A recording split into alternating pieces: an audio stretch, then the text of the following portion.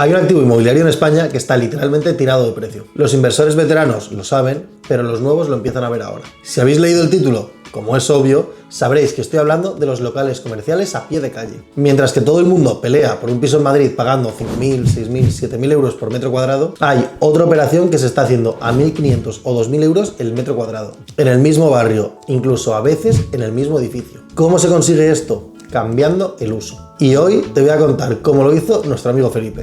Felipe encontró este local de 80 metros cuadrados en Arganzuela, Madrid. Precio de venta, 115.000 euros. Mientras que el piso del segundo, de 75 metros, estaba en venta a 290.000. Mismo edificio, mismo barrio, casi el mismo tamaño, 175.000 euros de diferencia. Felipe no es arquitecto, no es promotor, no tiene un MBA. Tiene un trabajo de oficina, curiosidad y 50.000 euros ahorrados. Y en 18 meses convirtió ese local en una vivienda valorada en 226.000 euros. Casi lo deja 3 veces y voy a contarte el porqué. Pero antes de que te emociones y vayas corriendo idealista, necesitas entender algo muy importante. El primer local que Felipe fue a ver casi le cuesta una catástrofe. Tenía 2 metros y 40 centímetros de altura libre. Ese detalle, que parece una tontería, lo habría tirado todo por la borda desde el minuto 1. Ahora mismo te voy a explicar el porqué. Vamos al primer bloque. Esto es de lo más importante del vídeo. Antes de firmar cualquier arras, antes de llamar a cualquier arquitecto, antes de hacer cualquier número en el Excel, Felipe tenía que pasar 3 filtros. 3 preguntas que si cualquiera de ellas responde no, la operación se acabó. Filtro número 1. Los estatutos de la comunidad. El primer error que comete casi todo el mundo, Felipe casi lo comete también. Cuando compras un local en un edificio de viviendas, ese edificio tiene una comunidad de propietarios y esa comunidad tiene unos estatutos. Ese documento que normalmente nadie lee puede incluir una cláusula que prueba expresamente el cambio de local a vivienda. Si eso está escrito en los estatutos, necesitas que el 100% de las viviendas voten a favor. El 100%, no la mayoría, no 3/5 partes. Cada uno de los propietarios. En la práctica, eso es casi imposible. Siempre está el típico vecino con ganas de molestar que va a votar que no. El típico que los domingos está con el taladro, ese. Felipe lo primero que hizo fue pedir los estatutos al registro de la propiedad. Coste 9 euros, tiempo 48 horas por vía telemática. Y en esos estatutos no había prohibición expresa. Primer filtro, superado. Filtro 2. Densidad de viviendas municipal. Cada municipio en España tiene un plan general de ordenación urbana, el PGOU. Ese plan establece cuántas viviendas puede haber calle por calle. En algunos distritos la densidad ya está al máximo. Y si está al máximo, el ayuntamiento no te va a conceder licencia. Felipe llamó a la Gerencia General de Urbanismo. Tardó 4 días en conseguir que alguien le cogiese el teléfono. Esto es España. Es así, no te voy a mentir. Pero confirmó que en su parcela había margen para una vivienda adicional. Segundo filtro, superado. Filtro número 3. Las condiciones de habitabilidad. Este es el filtro más técnico y el que casi destruyó la primera oportunidad de Felipe. Para que un local pueda convertirse en vivienda, tiene que cumplir las condiciones mínimas de habitabilidad que exige el código técnico de la edificación, el CTE.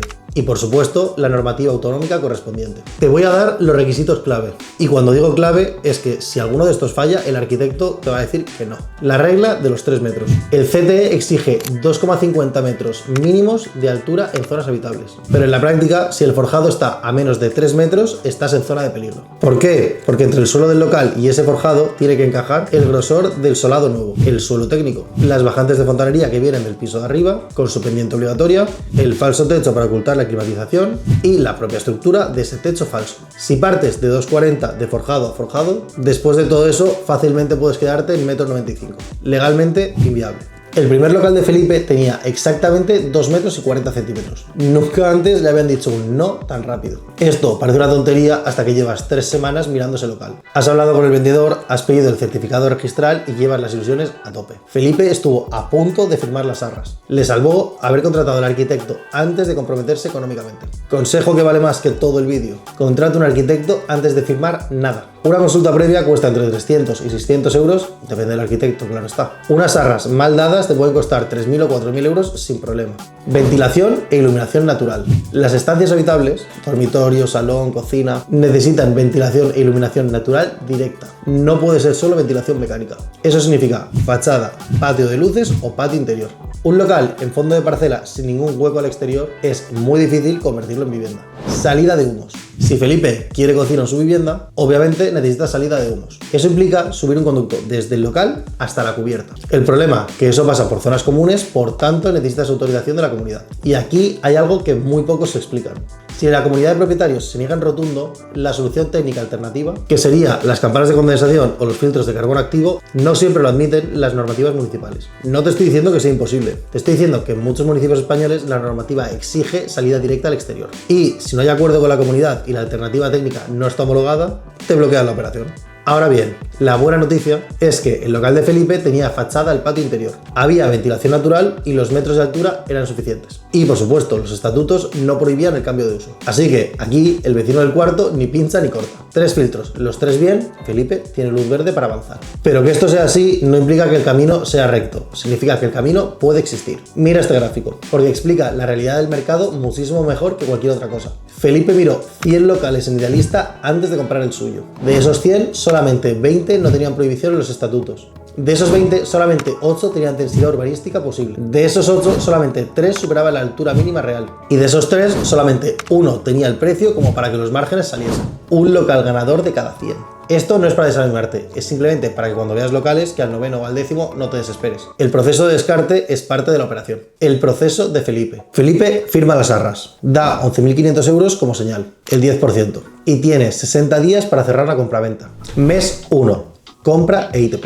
Notaría, firma de escritura y compraventa. Aquí necesito que te quedes con algo importante, porque este punto varía en función de dónde estés de España. El local tributa como transmisión patrimonial. Al ser una segunda transmisión entre particulares, no hay IVA, pero el tipo de ITP no es igual en todo el país. Lo fija cada comunidad autónoma. En Madrid, por ejemplo, es el 6%. En Cataluña y Comunidad Valenciana, por ejemplo, es un 10%. Eso, sobre 115.000 euros, son casi 5.000 euros de diferencia, solo en este impuesto. Felipe está en Madrid, paga el 6%. Esos son 6.900 euros. Gastos de notaría y registro, aproximadamente 1.200. Felipe ha gastado ya 124.100 euros y tiene un local vacío. Mes 1 y 2. Arquitecto y proyecto. Felipe contrata un arquitecto, no el más barato que encontró en una aplicación de freelance. Alguien recomendado que había hecho cambios de uso antes y que de verdad conocía la normativa de Madrid. Honorarios del proyecto completo. Proyecto básico, proyecto de ejecución, dirección de obra, coordinación de seguridad y salud. Hacen un total de 8.500 euros. El proyecto tiene que demostrar que la vivienda cumplirá con todos los documentos básicos del CTE. Seguridad en caso de incendio, seguridad en utilización, ahorro de energía y salubridad. No es opcional. El ayuntamiento te lo va a revisar, te lo aseguro. Y el arquitecto le dice algo a Felipe que no esperaba. La salida de humos va a ser un problema con la comunidad y va a haber que negociarlo. Mes 2. Declaración responsable. Procedimiento ordinario. Mucha gente que empieza en esto cree que podrá hacer una tramitación rápida, que con presentar unos papeles puede empezar las obras casi de inmediato. Y va a ser que no. Existe ese mecanismo y se llama declaración responsable. Para obras menores, un cambio de distribución interior sin tocar estructura. Puedes presentarla y empezar prácticamente al día siguiente. Pero Felipe no va a hacer eso. Un cambio de uso implica modificar el destino de la edificación. Pasa de ser un uso terciario a un uso residencial. Y eso en España va por procedimiento ordinario de licencia de obras. Felipe presentó la documentación en octubre y la licencia le llegó en mayo, 7 meses después. No te voy a mentir, esto es lo que hay. Los ayuntamientos españoles están saturados. U otras causas. Los plazos legales dicen que esto tarda 3 meses. La realidad es el doble o más. Te lo puedo decir Felipe y te lo puedo decir yo. El silencio administrativo, el mito más peligroso.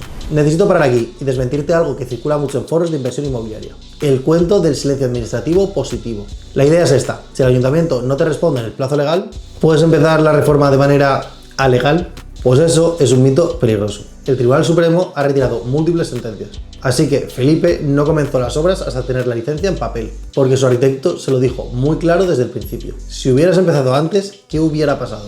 Obras ilegales, orden de paralización, posible expediente de restitución de la legalidad urbanística y, en el peor de los casos, demolición del ejecutado. No es teoría. Y esto le ocurre a gente que pensaba que el silencio era positivo. Mes 3. La Junta de Propietarios, el momento más duro. El arquitecto le advirtió, pero Felipe no lo vio venir así. La comunidad tiene 14 propietarios. Felipe convoca una junta extraordinaria para informar de la obra y solicitar autorización para el conducto de humo. 3 propietarios se oponen. Uno dice que el cambio de uso va a traer problemas de ruido. Otro dice que no quiere que el edificio se llene de inquilinos. Y una vecina muy tradicional dice que los locales son para tiendas, no para vivienda. Felipe aquí casi tira la toalla. Pero el arquitecto le explica algo fundamental que cambia todo. Para instalar ese conducto de humos no necesitas unanimidad. Necesitas, según el artículo 17 de la propiedad horizontal, 3/5 partes del total de propietarios y cuotas para obras en elementos comunes que no estén prohibidas en los estatutos. De 14 propietarios necesita que 9 voten a favor y que esos 9 representen al menos el 60% de las cuotas. Por tanto, Felipe habla individualmente con cada vecino, explica el proyecto, muestra planos, garantiza que el conducto irá por dentro del patio revestido sin que se vea. Consigue 10 votos a favor, por tanto, aprobado. El proyecto completo entra en el Ayuntamiento de Madrid por vía telemática. Se solicita la licencia de obras y aquí empieza lo que en España llamamos la espera. A los 2 meses de esta, le piden que justifique con más detalle el suministro de agua y que aporte un certificado de instalador de telecomunicaciones. Felipe y su arquitecto responden en 10 días. Otros 4 meses de silencio hasta la notificación de la licencia. Total, 7 meses de espera para este expediente, que en España es algo totalmente lógico. Mes 10. Inicio de obra. Felipe ha elegido una empresa pequeña local. No es el presupuesto más barato, es uno de los intermedios. Presupuesto de obra, 47.000 euros para una reforma integral de 80 metros cuadrados. Aparecen 2 imprevistos.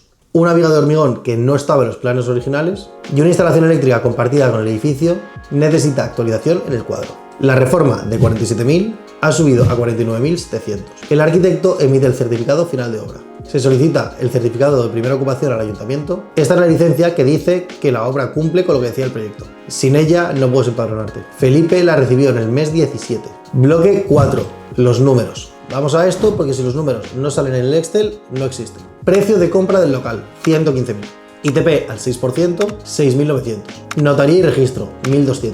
Honorarios del arquitecto, 8.500. Tasas municipales, 1.850. Reforma integral con los imprevistos, 49.700 euros. Escritura de cambio de uso y registro, 900. Tasa de licencia de primera ocupación, 320. Y esto hace un total de 184.370.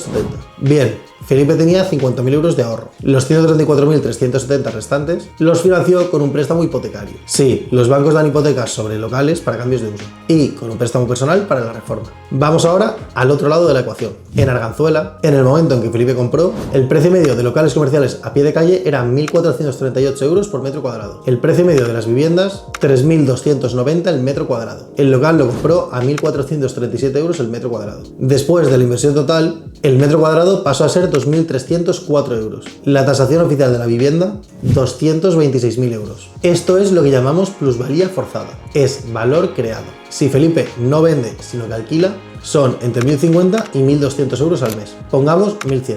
Ingreso bruto anual, 13.200. Rentabilidad bruta sobre la inversión, 7,16%. Felipe tiene 2 opciones y cada una tiene un tratamiento fiscal diferente. Opción A, vender. Si Felipe vende, genera una ganancia patrimonial. La diferencia entre el precio de venta y el coste de adquisición, más todos los gastos acreditados, esa ganancia tributa en la base imponible del ahorro del IRPF. Si Felipe vende a 226.000 euros y su inversión acreditada fue de 184.370, la ganancia patrimonial es de más de 40.000 euros. Cuota aproximada del IRPF, 8.742. Plusvalía neta después de impuestos, 32.808. Y por supuesto, no olvides la plusvalía municipal. Lo paga el vendedor al ayuntamiento en el momento de la venta. Dependiendo del valor catastral del suelo y los años de tenencia, puede rondar entre 1.500 y 2.000 euros. Por supuesto, consúltalo con un gestor antes de vender.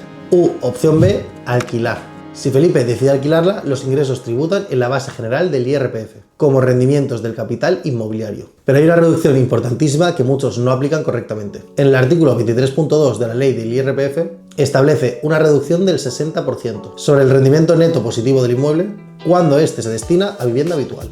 De 13.200 euros brutos anuales, solo unos 1.000 euros van a Hacienda.